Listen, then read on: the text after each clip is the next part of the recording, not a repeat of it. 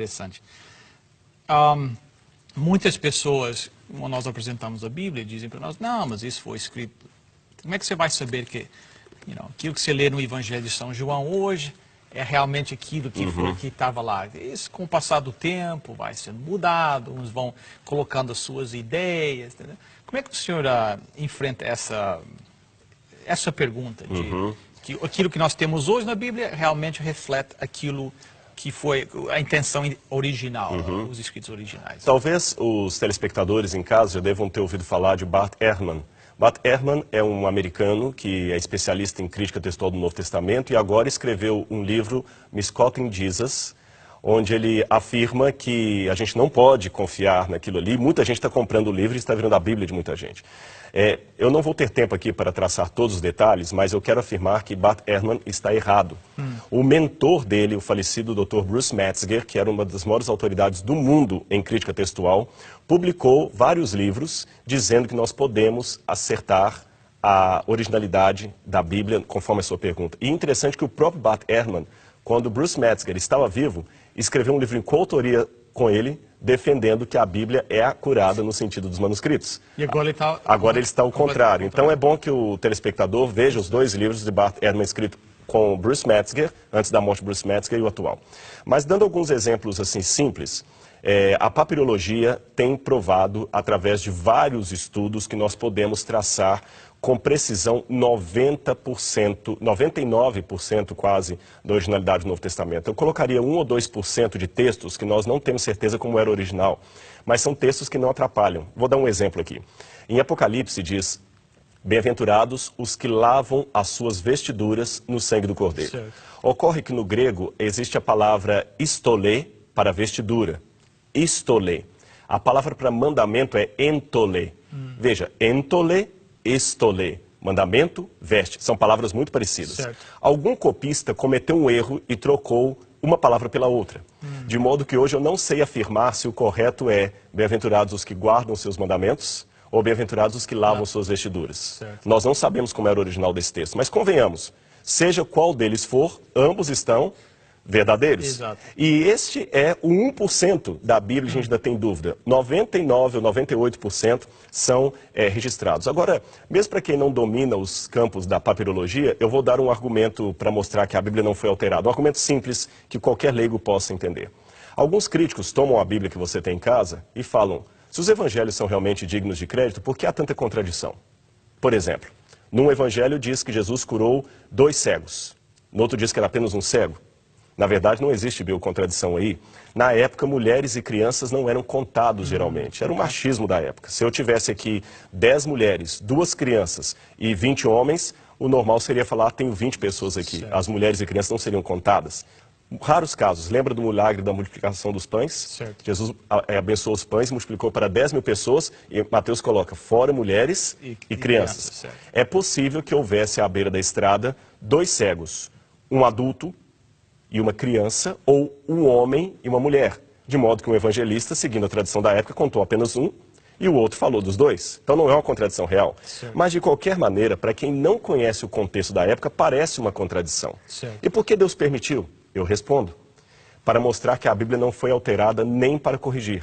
Se a Bíblia tivesse sido alterada ao longo dos séculos, essas pretensas contradições não existiriam, porque a igreja trataria de ajustar. Certo. Então, o próprio fato de Deus ter permitido estas aparentes contradições é uma prova de que o texto não foi alterado.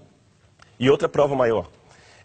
Durante a Idade Média, o catolicismo dominou por muito tempo, nós sabemos, a Europa. Certo. Eu não sou católico, mas eu vou aqui fazer uma defesa aos católicos, se me permitem, a católicos nos assistindo. Lógico. Se a Igreja Católica tivesse alterado dramaticamente os manuscritos na Idade Média, como alguns acusam, eu não teria dificuldade em provar nenhuma doutrina católica na Bíblia. É interessante que você não vai encontrar na Bíblia nenhum texto mandando guardar o domingo. Certo. Você manda guardar o sábado. Exato. Se Deus não tivesse preservado a Bíblia dele, durante a Idade Média, a Igreja Católica teria mudado o sábado para o domingo na Bíblia. Certo. Eu teria um capítulo em Atos falando da ascensão de Maria ao céu. Certo. Essas coisas não existem, a Igreja Certo. apela para a tradição. Então são argumentos leigos, fora da papirologia, mas que eu poderia dar para dizer que a Bíblia não foi alterada. Se fosse, as contradições não existiriam e todas as doutrinas medievais da Igreja Católica estariam inseridas no Novo Testamento. Ela teria sido tudo polida, né? Todo polido, exatamente. Agora, nem todos os manuscritos fazem parte da Bíblia, que existem os tais livros Os apócrifos. Os apócrifos. Então, o que é um livro apócrifo e como é que foi decidido quais é que faziam parte das Sagradas Escrituras e quais é que não? Bom, vamos então usar a nomenclatura. Apócrifo tem dois significados. Ok. Quando a gente usa na linguagem protestante ou judaica, tem um significado. Os católicos dão outro significado. Primeira coisa é o cânon do Antigo Testamento. Os judeus não usavam a palavra cânon. Mas nós rastreamos pela história dos judeus que eles já tinham determinados que livros eram inspirados por Deus e que não eram. Em hebraico tem uma expressão, livros que sujam os dedos. É uma expressão idiomática para referir aos livros que são sagrados, que são de inspiração divina. Então os judeus produziram muitos livros, mas nunca consideraram sagrados. Por exemplo, havia o livro de Enoque, pseudepígrafo de Enoque, mas nunca consideraram um livro sagrado.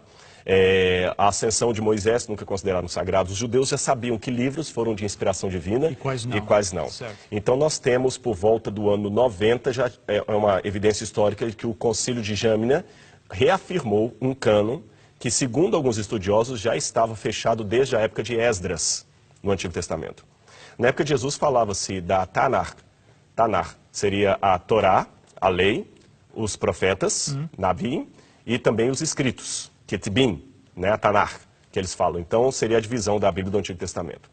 Os cristãos já receberam esta parte da Bíblia pronta, fechada. Certo. Quando homens inspirados por Deus começaram a escrever o Novo Testamento, eles também sabiam que estavam escrevendo a palavra do Senhor e quando não estavam. E isso já estava muito claro na igreja. Muitos dizem que foi o Concílio de Nicéia que fechou o cânon. Isso é um absurdo. Nós já temos o cânon decidido desde o segundo século. Você tem o cânon muratoriano. E muitos livros ainda demoraram foram muito estudo e oração, por exemplo, o Apocalipse faria parte ou não. Certo. Quando esses escritos foram então colocados no cânon, a igreja determinou quais seriam então de Deus e quais não seriam. Jerônimo, no quarto século, estava traduzindo a Bíblia para o latim.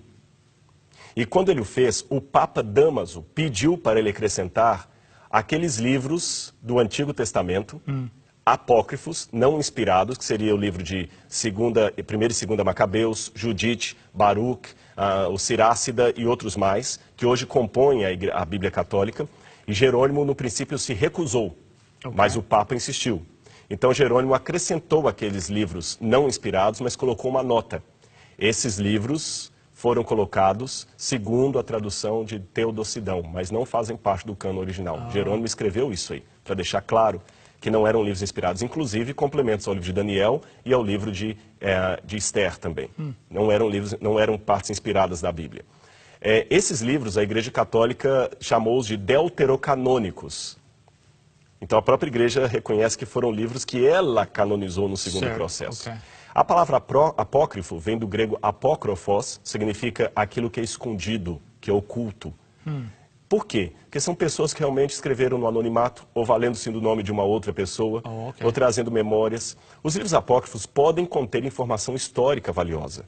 Por exemplo, o livro dos Macabeus conta o que os judeus passaram ali no período intertestamentário. Então eu estudo os livros apócrifos como história, mas não como fonte de doutrina. Interessante. Então o nosso telespectador que está assistindo pode ter confiança que a Bíblia que eles leem, que nós estudamos juntos, semana após semana, é realmente a palavra de Deus que tem sido preservada. Com certeza. Através dos séculos, né? Chega um ponto também que é fé também, né? Que a história, as evidências chegam até um ponto, né? Mas a um ponto também nós temos que acreditar que é a palavra de Deus. Uma das grandes evidências para mim é o poder que este livro tem para transformar as vidas, né? Com certeza. Muitas vidas têm sido transformadas e eu não conheço nenhum outro livro que tenha o poder de fazer isso.